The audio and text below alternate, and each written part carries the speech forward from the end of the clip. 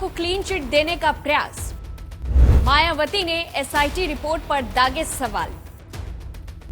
भोले बाबा पर माया की पैनी नजर, चुन चुन कर उठा रही सवाल।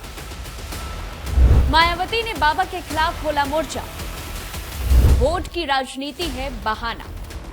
नमस्कार, मैं हूं आपके साथ जूही तोमर और आप देख रहे हैं news one India. Uttar Pradesh सरकार की विशेष जांच टीम यानी कि एसआईटी ने 2 जुलाई को हाथरस में हुई भगदड़ के लिए सत्संग आयोजकों को दोषी ठहराया, जिसमें 121 लोगों की मौत हो गई थी।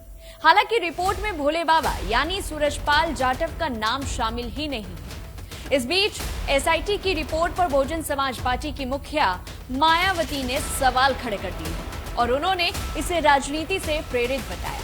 साथ ही साथ कहा है बाबा की भूमिका को लेकर सरकार की चुप्पी से चिंता का कारण है। बसपा सुप्रीमो ने बुधवार को ट्वीट करते हुए लिखा कि यूपी के जिला हाथरस में सत्संग भगदड़ कांड में हुई 121 निर्दोष महिलाओं व बच्चों की दर्दनाक मौत सरकारी लापरवाही का जीता जागता प्रमाण है। लेकिन एसआईटी की ओर से सरकार को पेश रिपोर्ट घटना की गंभीरता के हिसाब से नहीं होकर राजनीति से प्रेरित ज्यादा लगती है। यह अति दुखद है।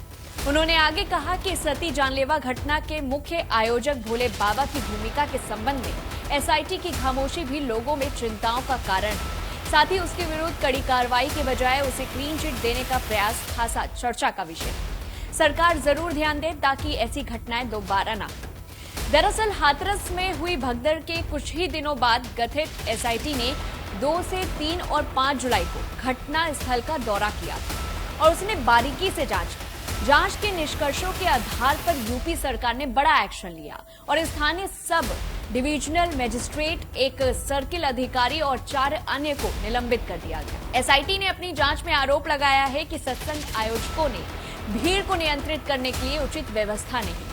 आयोजकों ने तथ्यों को छिपाकर कार्यक्रम की इजाजत हासिल करने में कामयाबी पाई।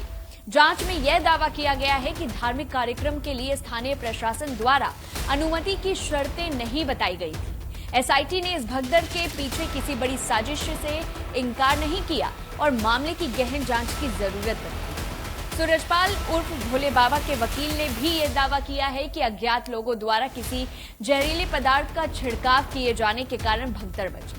जांच पैनल का कहना है कि स्थानीय एसडीएम, सर्किल अधिकारी, तहसीलदार, इंस्पेक्टर और चौकी प्रभारी अपने कर्तव्यों का निर्वहन करने में लापरवाही के दोषी। वहीं एसआईटी के अनुसार सिकंदराव के एसडीएम ने कथित तौर पर आयोजन स्थल का निरीक्षण किए बिना ही सत्संग की अनुमति दे दी और वरिष्ठ अधिकारियों को भी सूचित नहीं किया। रिपोर्ट में आरोप यह भी लगाया गया है कि आयोजन समिति ने पुलिस के साथ दुर्व्यवहार किया और स्थानीय पुलिस को आयोजन स्थल का निरीक्षण करने से रोकने की कोशिश की। इतना ही नहीं, रिपोर्ट में आगे कहा गया कि भोले बाबा को बिना किसी सुरक्षा व्यवस्था के भीड़ से मिलने की अनुमति दी गई। कोई बैरिकेडिंग या मार्ग की व्यवस्था नहीं की गई थी। जब दुर्घटना हुई तो आयोजन समिति के सदस्य मौके से भाग गए। वहीं साथ ही आपको ये भी बताते चले कि इससे पहले भी मायावती ने 6 जुलाई को बाबा के खिलाफ अपनी आवाज उठाई थी और साथ ही ऐसे बाबाओं से दूर रहने की सलाह तक दी थी। मायावती ने कहा था कि देश में गरीबों, दलितों व पीड़ितों आदि को अपनी गरीबी व अन्य सभी दुखों को दूर करने के लिए हाथरस के भोले बाबा जैसे अनेकों और बाबाओं के अंधविश्वास व पाखंडवाद के बहकावे में आकर अपने दुख व पीड़ा को और नहीं बढ़ाना चाहिए। यही सलाह मायावती ने कहा था कि बल्कि बाबा साहेब डॉक्टर भीमराव अंबेडकर के बताए हुए रास्तों पर चलकर इन्हें सत्ता खुद अपने हाथों में लेकर अपनी तकदीर खुद बदलनी होगी। अर्थात इन्हें अपनी पार्टी बीएसपी से ही जुड़ना होगा, तभी ये लोग हाथरस जैसे कांडों से बच सकते हैं, जिसमें 121 लोगों की हुई मृत्यु अति चिंताजनक है। उन्होंने आगे कहा था कि हाथरस कांड में बाबा भोले सहित अन्य जो भी दोषी हैं, उनके विरुद्ध सख्त से सख्त कार्रवाई होनी चाहिए। ऐसे अन्य और बाबाओं के विरुद्ध भी कार्रवाई होनी चाहिए। इस पूरे मामले में सरकार को अपने राजनीतिक स्वार्थ में ढीला नहीं पड़ना चाहिए ताकि आगे लोगों को अपनी जान ना गंवानी पड़े। अब वहीं देखा जाए तो मायावती लगातार एसआईटी रिपोर्ट को भी लेकर के सवाल उठा रही हैं। वहीं इससे पहले 6 जुलाई को जो ट्वीट किया था, जो मैंने अभी आपको बताया, उसको भी लेकर के मायावती ने बोला है। अब देखा जाए तो यूपी की सत्ताधारी पार्टी हो या विपक्षी, हाथरस हादसे पे अब तक किसी ने बाबा के खिलाफ खुलकर मोर्चा नहीं खोला है और इन पार्टियों का फोकस मुआवजे और पीड़ित को हक दिलाने पर ही रहा। सपा ने प्रशासनिक लापरवाही को जरूर मुद्दा बनाया है, लेकिन उसने बाबा के खिलाफ कोई भी टिप्पणी नहीं की। उल्टे पार्टी के महासचिव रामगोपाल यादव ने बाबा को बेकसूर बता दिया। इसकी देखिए दो बड़ी वजह जो हो सकती है वो ये कि मैनपुरी से लेकर आगरा तक के इलाकों में बाबा के भारी तादाद में भक्त हैं और इन इलाकों में लोकसभा की 10 और विधानसभा की कम से कम 50 सीटें हैं।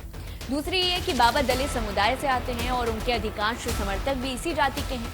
यूपी में दलित समुदाय की आबादी 22% है, जिसमें 13% जाटव है। वहीं ऐसे में सवाल सबसे बड़ा ये उठता है कि फिर मायावती ने बाबा के खिलाफ मोर्चा खोलकर इतना बड़ा रिस्क क्यों लिया है। वो भी आपको बता दें कि 1990 से लेकर 2022 तक पश्चिमी यूपी और आलू बेलेट के इस इलाके में बीएसपी का मजबूत दबदबा था, लेकिन 2022 के बाद से इन इलाकों से बीएसपी बुरी तरह से हार रही है।